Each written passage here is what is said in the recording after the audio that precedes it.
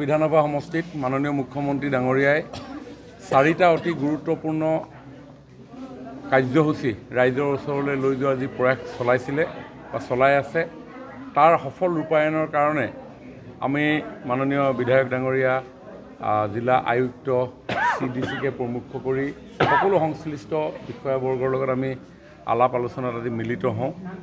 অন্যতম এটা গুৰুত্বপূৰ্ণ আঁচনি সেইটো হ'ল অৰুণোদয় 3। আমাৰ মাঘেৰিটা সমষ্টিত প্ৰায় 30,000ৰ ওচৰা-ওচৰি অৰুণোদয় পাব আৰু এই অৰুণোদয় পোৱাৰ ক্ষেত্ৰত যাতে যিসকল হিতাধিকাৰী উচিত হিতাধিকাৰীয়ে পায় তাৰ কাৰণে আমি আজি পৰ্যালোচনা কৰিলোঁ। অৰুণোদয় 2 যিসকল হিতাধিকাৰীয়ে পাই আছিল এতিয়া অৰুণোদয় 3 প্ৰাৰম্ভিক পৰ্যায়ত আৰম্ভ হৈছে। তাত প্ৰায় 3,289 গৰাকী নাম বাদ পৰি গৈছে। তেওঁলোকক অন্তৰ্ভুক্ত কৰিবৰ কাৰণেও আজি সভাত আমি সিদ্ধান্ত গ্ৰহণ কৰিছোঁ এজ পাৰ ৰুল। অন্যহাতে মহিলা উদ্যমিতা মুখ্যমন্ত্ৰী মহিলা উদ্যমিতা এখন অতি হৃদয়স্পৰ্শী আঁচনি মাননীয় মুখ্যমন্ত্ৰী ডাঙৰীয়াই আৰম্ভ কৰিছে যাতে মহিলাসকলক আমি উদ্যমী কৰি গঢ়ি তুলিব পাৰোঁ, তেওঁলোকক স্বাভিমানেৰে জীয়াই থকাৰ এটা পৰিৱেশ আমি নিৰ্মাণ কৰিব পাৰোঁ। আমাৰ মাঘেৰিটা সমষ্টিত 1,800টা সেল্ফ হেল্প গ্ৰুপ আছে আৰু 1,800টা সেল্ফ হেল্প গ্ৰুপৰ ভিতৰত প্ৰায় 18,500 মহিলা তাত জড়িত হৈ আছে। তেওঁলোকক আমি প্ৰত্যেককেই মহিলা উদ্যমিতা আঁচনিৰ জৰিয়তে 10,000 টকাৰ প্ৰথম এককালীন সাহায্য আমি দিবৰ কাৰণে উদ্যোগ লৈছোঁ। তাৰ কাৰণে তেওঁলোকে এপ্লাই কৰিছে। প্ৰায় 17,000 গৰাকীয়ে এপ্লাই কৰিছিলে। 15,000 গৰাকীয়ে এই আঁচনিখনত অন্তৰ্ভুক্ত হ'ব পৰাকৈ যোগ্যতা অৰ্জন কৰিছে। আৰু যদি কিবা কাৰণত কোনোবা মহিলা থাকি গৈছে তেওঁলোককো আমি অন্তৰ্ভুক্ত কৰিবৰ কাৰণে আমি সিদ্ধান্ত গ্ৰহণ কৰিছোঁ।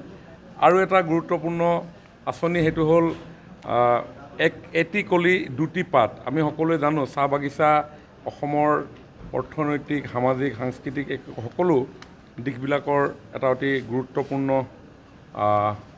ক্ষেত্ৰ। আমাৰ ইয়াতে প্ৰায় 19খন চাহ বাগিচা আছে মাঘেৰিটা সমষ্টিত আৰু 19খন চাহ বাগিচাত 13,207 গৰাকী পাৰ্মানেণ্ট আৰু কেজুৱেল এমপ্লয়ীয়ে কাম কৰে চাহ শ্ৰমিক বাই ভনীসকলে। দুখৰ বিষয় আছিল এইটো যে 2018 চনৰ আগলৈকে এই 13,207 গৰাকী চাহ শ্ৰমিকৰ কোনো বেংক একাউণ্ট নাছিল। কেৱল মাঘেৰিটা সমষ্টিতে নাছিল এনেকুৱা নহয়, সমগ্ৰ অসমতে 8.5 লাখ মানুহৰ বেংক একাউণ্ট নাছিল। মোদী ডাঙৰীয়াৰ যি ডিজিটেল ইণ্ডিয়াৰ যি যাত্ৰা সেই যাত্ৰাত তেওঁলোকক সাঙুৰি ল'বৰ কাৰণে আমাৰ চৰকাৰে 18-19 চনত সকলোৰে বেংক একাউণ্ট খোলাই দিয়াৰ ব্যৱস্থা গ্ৰহণ কৰিছিল, যাৰ ফলত তেওঁলোককো বেংকিং ব্যৱস্থাৰ আধাৰলৈ আমি লৈ আনিলোঁ। কিন্তু দুখৰ বিষয় সেই সময়ত বহুত ৰাজনীতি হৈছিলে। যেতিয়া বেংকৰ একাউণ্ট খুলিবলৈ আমি গৈছিলোঁ তেতিয়া কংগ্ৰেছে ৰাজনীতি কৰি চাহ বাগিচাৰ ৰাইজক ৰাজপথলৈ উলিয়াই আনি শ্লোগান দিয়াইছিল যে হামৰে দাদা দাদি নানা নানি কাকা কাকিকেৰ বেংক একাউণ্ট নাই ৰহে, হামনি কিয় বেংক একাউণ্ট খুলিব, বেংক একাউণ্ট খুলিলে আমাৰ PFৰ পইচাটো মোদীয়ে কাটি লৈ যাব। এই পৰ্যায়লৈকে কংগ্ৰেছে চাহ বাগিচাক ৰাইজক শ্ৰমিক কৰ্মচাৰীসকলক বেংকিং ছিষ্টেমৰ পৰা আঁতৰাই ৰাখিবৰ কাৰণে প্ৰয়াস কৰিছিল। তেওঁলোকে জানে যে যিমানেই অনাক্ষৰী হৈ থাকিব সিমানেই তেওঁলোকে হাতে ভোটটা নাই দিলে কি ৰকম হবে বুলি কৈ দিলেও ভোটকেইটা পাই আছিল। কিন্তু ভাৰতীয় জনতা পাৰ্টি সবকা সাথ সবকা বিকাশ সবকা বিশ্বাস দৰিদ্ৰ নাৰায়ণৰ সেৱা সৰ্বব্যাপী সৰ্বস্পৰ্শীৰ যি চিন্তা সেই বাগিচাৰ আনটাচেবল আনৰিচেবল সেই লোকসকলকো সন্মান সহকাৰে জীয়াই থকাৰ পৰিৱেশ নিৰ্মাণৰ বাবে আমি বেংকৰ একোটা একাউণ্টৰ গৰাকী কৰি তুলিলোঁ। আৰু তেওঁলোকে যাতে বেংকৰ লগত সঘন আহ যাহ হয় তাৰ কাৰণে আমি 19-20 চনত আমি দুবাৰ তেওঁলোকৰ একাউণ্টত আমি 2,500 ধন পুৰস্কাৰ মেলাৰ জৰিয়তে আমি অন্তৰ্ভুক্ত কৰি তেওঁলোকক বেংকলৈ যোৱাৰ এটা পৰিৱেশ নিৰ্মাণ কৰি দিছিলোঁ। আৰু সেই পৰিৱেশ অব্যাহত ৰাখিবৰ কাৰণে মাননীয় মুখ্যমন্ত্ৰী ডাঙৰীয়াইও সমগ্ৰ অসমৰ স্থায়ী আৰু অস্থায়ী সকলো শ্ৰমিকক 5,000 টকাৰ এটা সাহায্য সহযোগিতা আৰ্থিক সহযোগিতা দিয়াৰ সিদ্ধান্ত আমি গ্ৰহণ কৰিছোঁ। আৰু সেই ক্ষেত্ৰতো যাতে কোনো স্থায়ী অস্থায়ী কৰ্মচাৰী শ্ৰমিক বাদ পৰি নাযায় তাৰ কাৰণে আমি এটা ৰিভিউ কৰিলোঁ।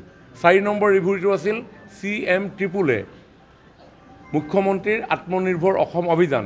আমাৰ যুৱক যুৱতীসকলক অধিক এম্পাৱাৰ কৰিবৰ কাৰণে উদ্যোগ আৰু বাণিজ্য বিভাগৰ তৰফৰ পৰা সমগ্ৰ অসমত 1 লাখ যুৱক যুৱতীক আমি 2 লাখ টকাকৈ আৰু যিসকল টেকনিকেলি এডুকেটেড তেওঁলোকক 5 লাখ টকালৈকে আমি সহযোগিতা আগবঢ়াৰ সিদ্ধান্ত লৈছিলোঁ 50% গ্ৰাণ্ট 50% উইদাউট ইণ্টাৰেষ্ট লোন ইতিমধ্যে 25,000 যুৱক যুৱতী সমগ্ৰ অসমত দিয়া হৈছে 75,000 দিয়াৰ আমাৰ ইতিমধ্যে সকলোবিলাক ইণ্টাৰভিউ হৈ গৈছে আমাৰ মাৰ্ঘেৰিটা সমষ্টিটো 593 গৰাকী নতুন যুৱক যুৱতীক আমি এই আঁচনিত অন্তৰ্ভুক্ত কৰিম ইতিমধ্যে CM111ত আমাৰ ইয়াতে প্ৰায় 175 জন যুৱকে পাইছিলে আৰু 175 জন যুৱকৰ 175 জনে খুব ভালকৈ কাম কৰি আছে আমি আশা ৰাখিম আগন্তুক যি 593 জনক আমি প্ৰদান কৰিম তেওঁলোকেও নিজৰ ভৰিৰ ওপৰত নিজে থিয় হৈ জব সিকাৰ হিচাপে নহয় জব ক্ৰিয়েটৰ হিচাপে